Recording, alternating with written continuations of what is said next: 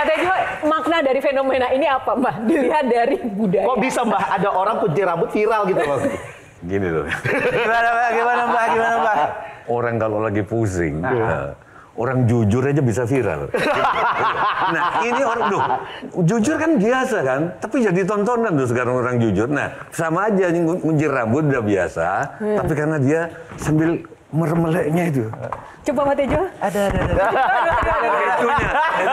Itunya yang gak mati. Itu yang nggak ngerti. Nah, itu hanya Elo yang bisa ya? Dan dia hanya elo dan seolah-olah dia mau ngomong. Apa? Oke, kamu nggak suka sama rambut gondrong calon-calon mertua, cek mana ada orang yang kena KPK rambutnya gondrong. Nggak ada kan? Nggak ada. Dia masuk, bro. Mas Elo sempat bilang bahwa mengunci rambut itu harus dinikmati. Kenapa sih harus dinikmati? Cuma mengunci rambut aja? Bukan dinikmati, harus teliti.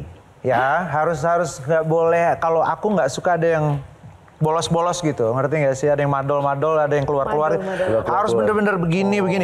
Kenapa itu bisa joget-joget? Karena memang intronya udah mulai. Oh, itu Mbak Tejo. Jadi kan dance to the beat gitu. Masalah meremelek, I don't know. Itu udah panggung aja ya, udah panggung aja. Tepuk tangan buat Elo. Silakan duduk Mas Elo.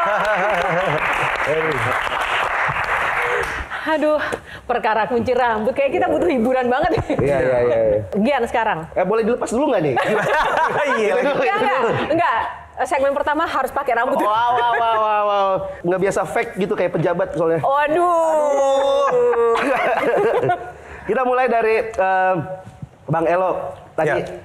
Apa ada artinya sendiri dari menikmati setiap kunciran dan lain-lain? Apakah itu juga seperti bagaimana Bang Elo di dunia entertainment menikmati setiap proses yang ada? Kembali harus ditegaskan bahwa ini bukan scripted, ini bukan staged, ini bukan sesuatu yang jadi sebuah gimmick. Emang panas aja Mbah gitu, ngerti nggak sih? Panas terus akhirnya dikuncir. Dan saya nggak terlalu suka dengan yang berantakan gitu secara rambutnya. Kadang-kadang emang butuh ketelitian. Saya nggak terlalu jago ngunci rambut gitu. Jadi saya pikir butuh extra attention gitu. Tapi sebenarnya kalau karena ini sudah sesuatu yang natural terjadi dan menjadi sebuah ciri khas, ini secara personal branding menguntungkan Elo ya di dalam karir ya. Menurut Mas Hindu, arti penting personal branding seorang musisi itu apa? Aku penasaran gini Kak Yo. Sebenarnya kalau aku lihat kolom komentar gitu ya, yang terjadi adalah sebenarnya ini memang hiburan, tapi Elo sendiri terobjektifikasi gitu. Jadi ikon sensualitas seorang laki-laki juga. Kenapa diksinya ikon sensualitas? Karena dari kolom komentar itu tadi, terutama tadi ya ada muncira gimana gitu ya lo ya. Emang ngomong apaan? Gue nggak pernah cek soalnya. Gue nggak bisa dibaca deh. Nggak cek. Tapi merasa sensual nggak? I don't know, kayaknya nggak ada biasa. Nah yang ingin aku tanyakan, Elo tuh nyaman gak sih sebenarnya ketika justru yang sebagai penyanyi musisi gitu ya, yang akhirnya ramai justru hal-hal yang remeh-temehnya, bukan esensi dari karyanya, dari musiknya gitu. Good question. Jadi gini, dulu saya sempat sedikit menolak dunia hiburan itu karena bukan menolak ya, tapi kayak cringe gitu. Kok kayak gini ya? Karena ada sebuah media yang mencantumkan headline cukup besar, Elo, idola baru para wanita gitu. Buat gue kayak, oh gitu ya gitu, ngerti gak? Karena benar, musiknya gue dong, mestinya.